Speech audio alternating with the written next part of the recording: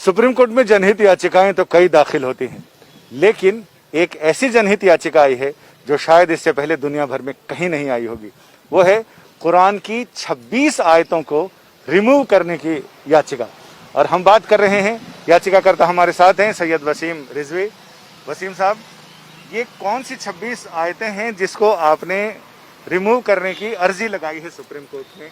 दोहार देखिए, प्रॉफिट मोहम्मद के बाद पहले खलीफा अबू बकर, दूसरे खलीफा उमर और तीसरे खलीफा उस्मान द्वारा कुरान को कलेक्ट करके और उसको जारी किया गया एक किताबी शक्ल में। कुरान के अंदर कुछ आयतें ऐसी हैं जो आतंक को बढ़ावा देती हैं, वायलेंस टीचिंग हम कहें उसको एक तरह से, वो कुरान के अंदर इस तरह की बातें हैं और बहुत अच्छी बातें भी हैं जो इंसानियत के लिए हैं। तो अल्लाह के मैसेज दो तरह के नहीं हो सकते।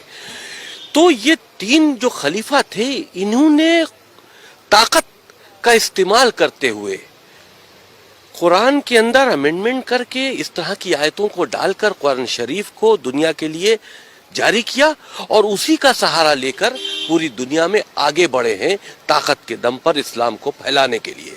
कोई भी धर्म मोहब्बत से फैलाया जा सकता है, ताकत के दम पर नहीं फैलाया जा सकता। और इस वजह से आज इस्लाम को फैलाने के लिए जो कुरान के अंदर अमेंडमेंट किए गए थे, जो इस तरह के मैसेजेस डाले गए थे, जो वायलेंस को बढ़ा रहे थे, जो जुल्म और ज़्यादती कर रहे थे, आज उसका फायदा आतंकवादी उठा रहे हैं। मदरसों के जरिए आम मुसलमानों के बच्चे उसको पढ़ रहे हैं और उनका जहन जो है वो कट्टरपंथ की तरफ बढ़ रहा है।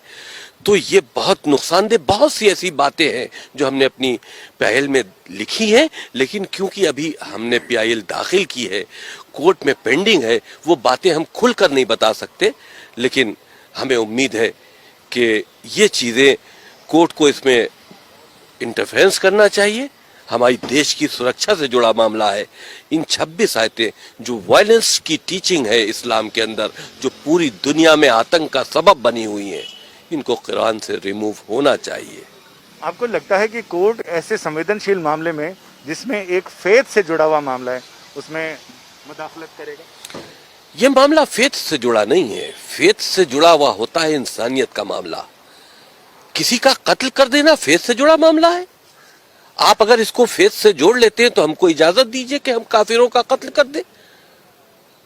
तो ये फेथ से जुड़ा नहीं है, ये वायलेंस टीचिंग है।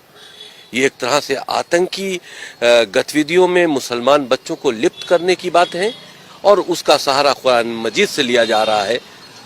बहुत सी अच्छी बातें हैं कुरान मजीद में। हम तो कहते हैं कुरान मजीद को हम बैन करने की बात नहीं करते।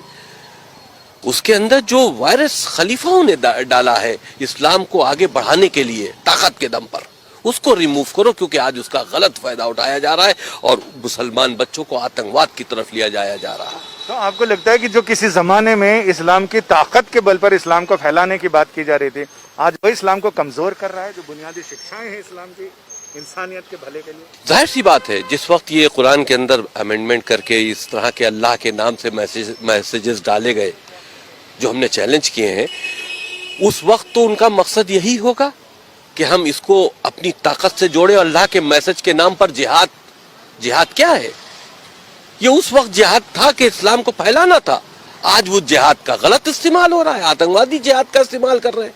तो उस वक्त तो इस्लाम का दायरा बढ़ाने के लिए ये काम किया गया था, लेकिन आज इस्लाम उसी से बदनाम हो रहा है। शिया काफिर है? नहीं भाई, मैं ये फतवा नहीं दे सकता।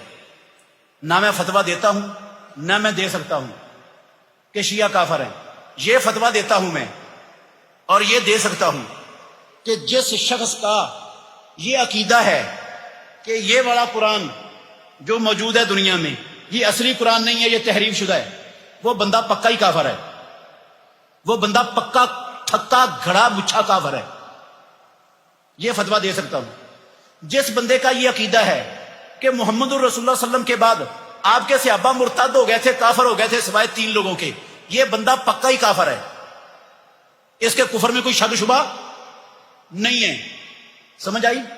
जिस बंदे का ये अकीदा है कि उम्महातुल मोमिनीन में से बाज ازواج مطہرات بدکارہ تھی، یہ بندہ پکا کافر ہے، چاہے وہ شیعہ ہے، چاہے وہابی ہے، چاہے سنی ہے، چاہے دیوبندی ہے، چاہے بریلوی ہے، وہ پکا کافر ہے۔